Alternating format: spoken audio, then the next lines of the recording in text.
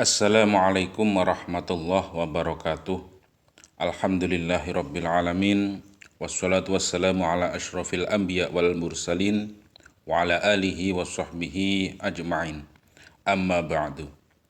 Para pemirsa yang dirahmati Allah Subhanahu wa taala, alhamdulillah kita bisa berjumpa lagi di channel Faidah Doa ini. Semoga perjumpaan kita kali ini bisa menambah ketakwaan kita kepada Allah Subhanahu wa taala, menambah keimanan kita kepada Allah Subhanahu wa taala. Dan semoga dengan adanya channel ini, para pemirsa semuanya bisa mengambil manfaat atas apa yang sudah kami sampaikan. Dan apapun hajatnya, apapun keinginannya, semoga Allah Subhanahu wa taala secepatnya mengijabah hajat-hajat Anda. Amin ya rabbal alamin. Para pemirsa yang dirahmati Allah Subhanahu wa taala, di dalam kitab Tuhfatul Murid Syarah Jauharit Tauhid halaman 97 ada 5 syarat yang harus kita lakukan ketika kita berdoa supaya doa-doa kita diijabah oleh Allah Subhanahu wa taala. Yaitu yang pertama dalam segi makanan. Makanan dan minuman itu yang kita makan harus halal. Dan termasuk pakaian juga harus halal yang kita pakai dalam waktu berdoa. Dan untuk yang kedua yaitu meyakinkan doa-doa kita diijabah oleh Allah Subhanahu wa taala. Dan untuk yang ketiga, hatinya harus selalu mengingat kepada Allah Subhanahu wa taala. Dan untuk yang nomor 4 yaitu isi-isi permintaan doanya tidak boleh berbentuk maksiat atau berbentuk dosa. Dan untuk yang kelima yaitu isi-isi doanya harus perkara yang mungkin. Jadi perkara yang tidak mustahil. Itulah 5 syarat ketika kita berdoa supaya doa kita diijabah oleh Allah Subhanahu wa taala. Dan adapun adab atau tata krama dalam berdoa yaitu ada 7. Yang pertama yaitu memelihara waktu ijabah. Jadi seperti contohnya waktu sepertiga malam seperti itu, waktu di antara 2 khutbah Jum'ah seperti itu. Dan untuk yang kedua, berwudu dan sholat sebelum meminta atau berdoa. Dan harus menghadap ke kiblat. Itu yang nomor 2. Dan untuk yang nomor 3, yaitu harus mengangkatkan kedua tangan. Itu adabnya seperti itu. Ketika kita berdoa harus kita mengangkat kedua tangan. Itu salah satu tata krama atau adab dalam berdoa. Kemudian yang nomor 4, melakukan sholat sunnah taubah. Dan untuk yang kelima harus ikhlas. Dan untuk yang nomor 6 yaitu sebelum berdoa di awalan diawali dengan membaca kalimat alhamdulillahirabbil alamin. Kemudian bersolawat Allahumma sholli ala sayyidina Muhammad wa sallim. Kemudian baru kita berdoa atau meminta hajat-hajat kita. Dan kemudian diakhiri dengan bacaan wassallallahu ala sayyidina Muhammadin walhamdulillahirabbil alamin. Dan untuk yang nomor terakhir yaitu kita harus berhusnudzon kepada Allah Subhanahu wa taala. Berprasangka baik kepada Allah Subhanahu wa taala.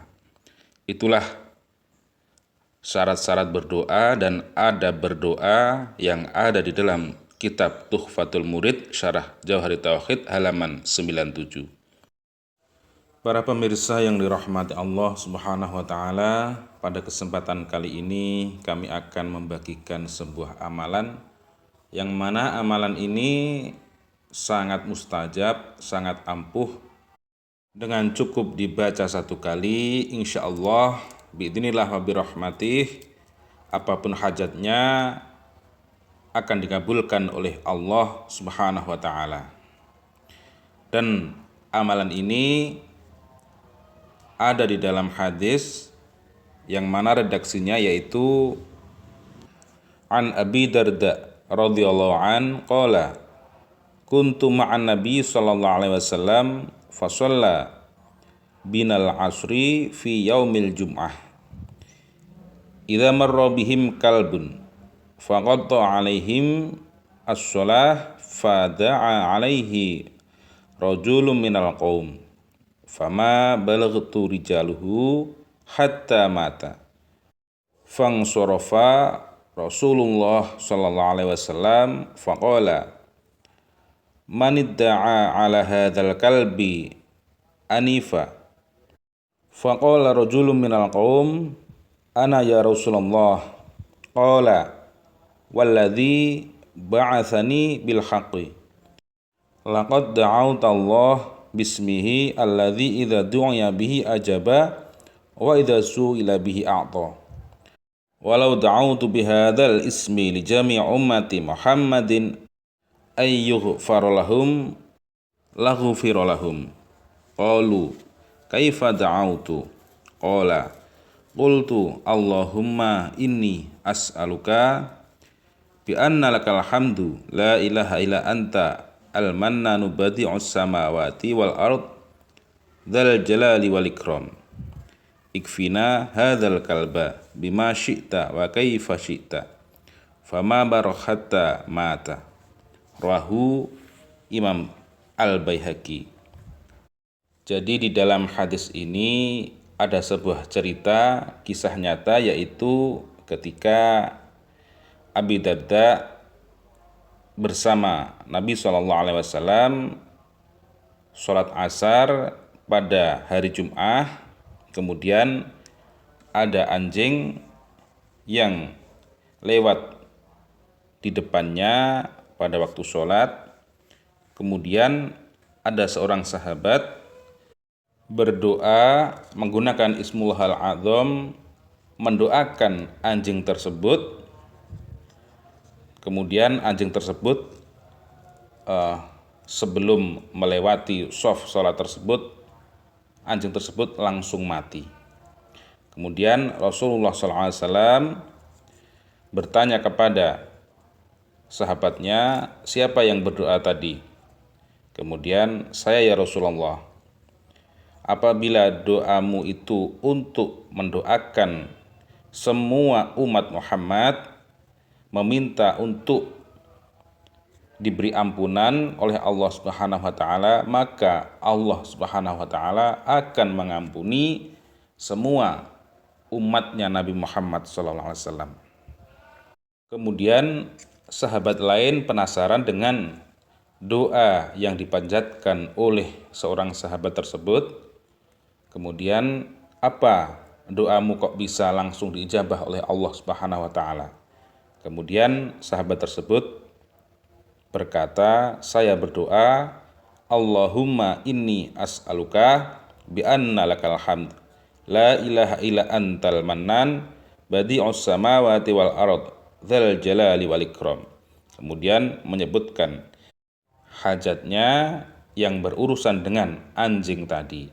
Jadi anjing tadi didoakan, kemudian langsung mati sebelum melewati shaf sholatnya Nabi Muhammad SAW. Nah, kemudian bagaimana apabila kita menginginkan amalan ini supaya hajat atau keinginan kita segera diwujudkan oleh Allah Subhanahu wa taala dengan wasilah Ismul A'dzam ini, yaitu tata caranya ketika kita sholat, entah itu sholat fardu atau sholat sunnah, pada waktu sujud terakhir, maka bacalah Ismullahil A'dzam ini, yaitu Allahumma inni as'aluka bi anna lakal hamdu la ilaha illa antal mannan badi'us samawati wal ard dzal jalali wal ikram. Kemudian menyebutkan hajat-hajat kita. Misalnya, ya Allah, semoga hutang-hutang saya di bulan puasa ini lunas. Ya Allah, semoga tanah atau rumah saya laku sebelum hari raya.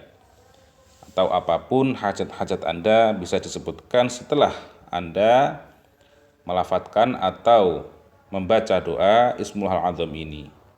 Allahumma inni as'aluka bi anna lakal hamdu la ilaha illa antal mannan badi'us samawati wal ardi dzal jalali wal ikram. Kemudian menyebutkan hajatnya. Setelah selesai menyebutkan hajatnya, kemudian bangun dari sujud, kemudian membaca tahiyat akhir, kemudian salam. Demikian, semoga bermanfaat. Wa'afu minkum. Assalamualaikum warahmatullahi wabarakatuh.